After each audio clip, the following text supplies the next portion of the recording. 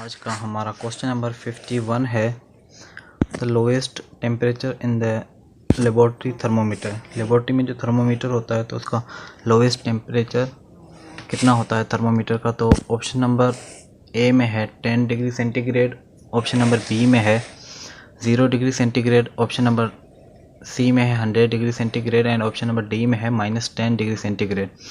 तो इसका correct answer जो है डी है, -10 डिग्री सेंटीग्रेड जो है थर्मोमीटर का टेम्परेचर होता है लेबोरेटरी में।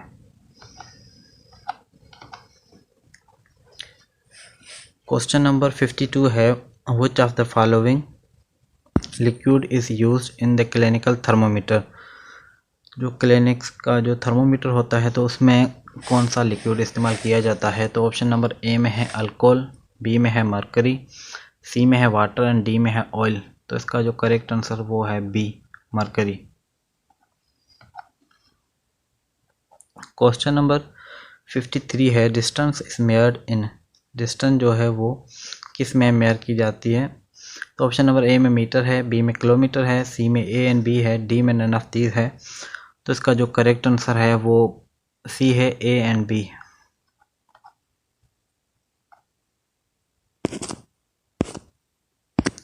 क्वेश्चन नंबर 54 है time is measured in. Time को हम किस में मेयर करते हैं। ऑप्शन नंबर ए में सेकेंड्स हैं, बी में हावर्स हैं, सी में ए एंड बी है एंड डी में नन ऑफ दीज है। तो इसका भी जो करेक्ट आंसर सी है, हम टाइम को सेकेंड्स और हावर्स में मेयर करते हैं। क्वेश्चन नंबर 55 है something that help you to do work is called.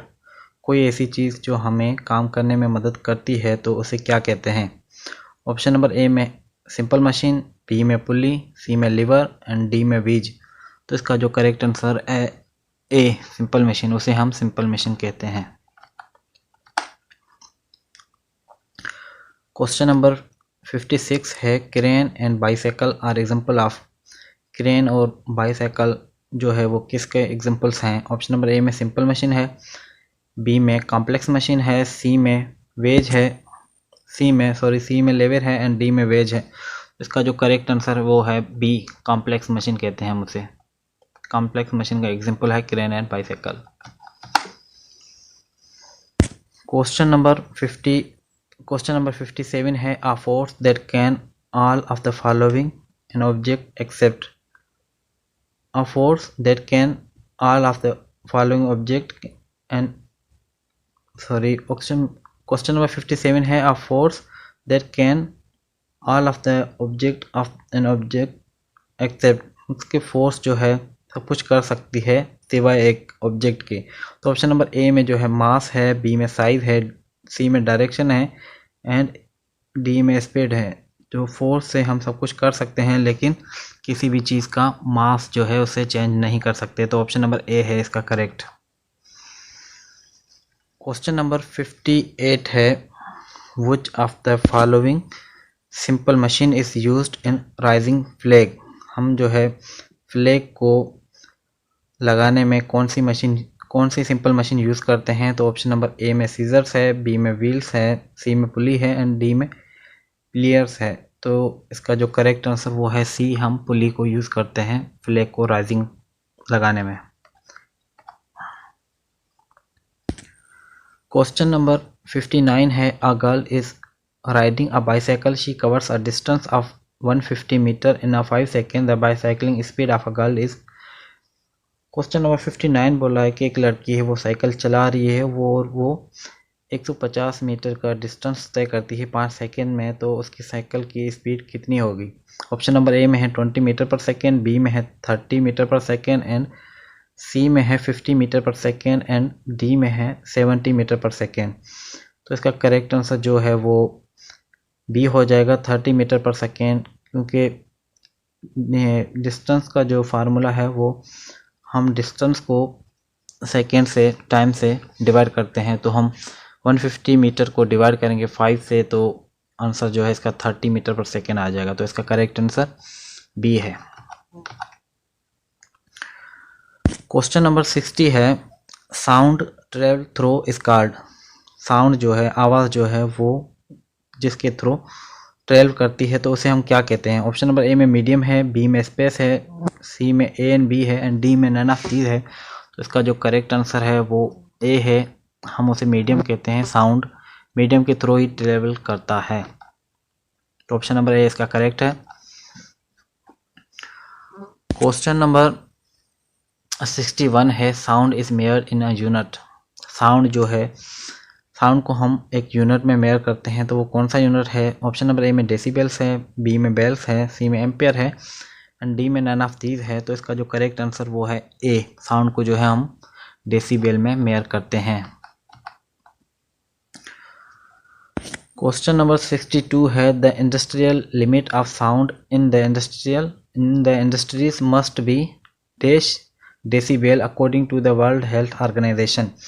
WHO के अकॉर्डिंग जो है इंडस्ट्रीज में साउंड कितनी डेसिबल तक होना चाहिए? तो ऑप्शन नंबर ए में 75 डेसिबल है, बी में 18 डेसिबल है एंड सी में 16 है एंड डी में 100 डेसिबल है। तो इसका जो करेक्ट आंसर वो है ए 75 डेसिबल। क्वेश्चन नंबर 63 है which of the following will be attracted to the magnet. तो नीचे में कौन सा है जो मैग्नेट को अट्रैक्ट करता है? ऑप्शन नंबर ए में रबर बार है, बी में प्लास्टिक बाल है, प्लास्टिक है एंड सी में एन आयरन किटल है एंड डी में एन इलास्टिक बैंड है। तो इसका जो करेक्ट आंसर वो है C an iron kettle. Question number 64 है which of the following can not be use to complete the circuit. नीचे में कौन है जो सर्किट को कंप्लीट करने में उसका इस्तेमाल नहीं होता है? ऑप्शन नंबर ए में बल्ब है, बी में वायर है, सी में वुड है एंड ऑप्शन नंबर डी में बैटरी है। तो इसका जो करेक्ट आंसर है वो ऑप्शन नंबर सी है, वुड को जो है हम सर्किट को कंप्लीट करने में इस्तेमाल नहीं करते। क्वेश्चन नंबर 65 है when the magnet is suspended freely its north and south poles are always pointed towards. अगर हम जो है मैग्नेट को फ्रीली सस्पेंड कर दें तो इसकी नॉर्थ और साउथ पोल जो है वो किस तरफ मुड़ेंगी, पॉइंटेड करेंगी? तो ऑप्शन नंबर ए में है north and south poles of earth respectively, option number B में है north and south poles of earth in opposite direction, option number C में है east and west of the north earth respectively and option number D में है east and west of earth in the opposite direction. तो इसका जो correct answer वो B है, north and south poles of earth in opposite direction. Question number 66 है which of the following methods can be used for magnetising a steel rod.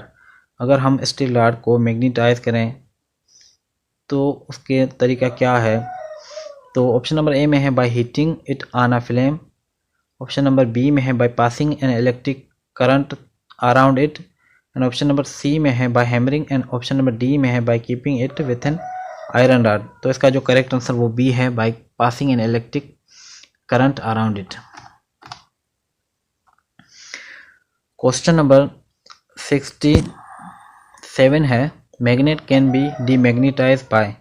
Magnet को हम दोबारा से उसे डीमैग्नेटाइज किस तरह कर सकते हैं? तो ऑप्शन नंबर ए में है हैमरिंग, बी में है हीटिंग एंड सी में है hammering and heating and option number D में है by keeping it with an iron rod. तो इसका जो करेक्ट आंसर वो है C hammering and heating. Question number 68 है magnet attracts objects towards itself with a force called. Magnet जो है ऑब्जेक्ट्स को अपनी तरफ खींचता है तो उस फोर्स को हम क्या कहते हैं? ऑप्शन नंबर ए में मैग्नेटिक फील्ड है, ऑप्शन नंबर बी में इलेक्ट्रिक फील्ड है एंड ऑप्शन नंबर सी में इलेक्ट्रिसिटी है एंड ऑप्शन नंबर डी में ए एंड बी है। तो इसका जो करेक्ट आंसर वो ए है, उसे हम मैग्नेटिक फील्ड कहते हैं। क्वेश्चन नंबर 69 है the earth is dash planet of our solar system. हमारी जो अर्थ है वो प्लैनेट सिस्टम में कौन से नंबर पे आती है? तो ऑप्शन नंबर ए में फोर्थ है, बी में फर्स्ट है, सी में सेकंड है एंड डी में थर्ड है। तो इसका जो करेक्ट आंसर है वो डी है, अर्थ जो है third planet of our system है, थर्ड नंबर पे आती है प्लैनेट सिस्टम में। क्वेश्चन नंबर 70 है the earth has dash shape. Earth की जो शेप है वो किस तरह होती है। ऑप्शन नंबर ए में ओवल है, बी में स्पेरिकल है एंड सी में राउंड है, डी में ट्रायंगल है। तो इसका जो करेक्ट आंसर वो है बी, हमारे अर्थ की जो शेप है वो स्पेरिकल है। क्वेश्चन नंबर 71 है the rotations of earth on its axis is called. हमारी धरती जो है अपने एक्सिस पे रोटेशन करती है, तो उस एक्सिस को, उस रोटेशन ऑफ अर्थ को क्या कहते हैं। ऑप्शन नंबर ए में रोटेटरी रोटेशन है, ऑप्शन नंबर बी में स्टेशनरी रोटेशन है, सी में रिवोल्यूशन है एंड डी में एक्सियल रोटेशन है। तो इसका जो करेक्ट आंसर वो डी है, उसे हम एक्सियल रोटेशन कहते हैं। क्वेश्चन नंबर 72 है the planet Mercury that is closest to the sun takes dash days to complete one revolution. जो प्लैनेट मरकरी है वो सन के बिल्कुल करीब है, तो वो कितने दिन लेता है एक कंप्लीट रेवोल्यूशन करने में। ऑप्शन नंबर ए में 88 है, बी में 19 डेज है, सी में 100 है, डी में 70 है। तो इसका जो करेक्ट आंसर वो ए है, 88 डेज लेता है वन कंप्लीट रेवोल्यूशन करने में।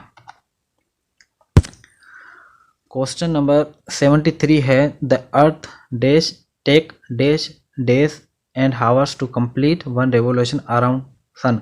हमारी जो धरती है वो कितने दिन और कितने घंटे लेती है एक रेवोल्यूशन सूरज के अराउंड करने में।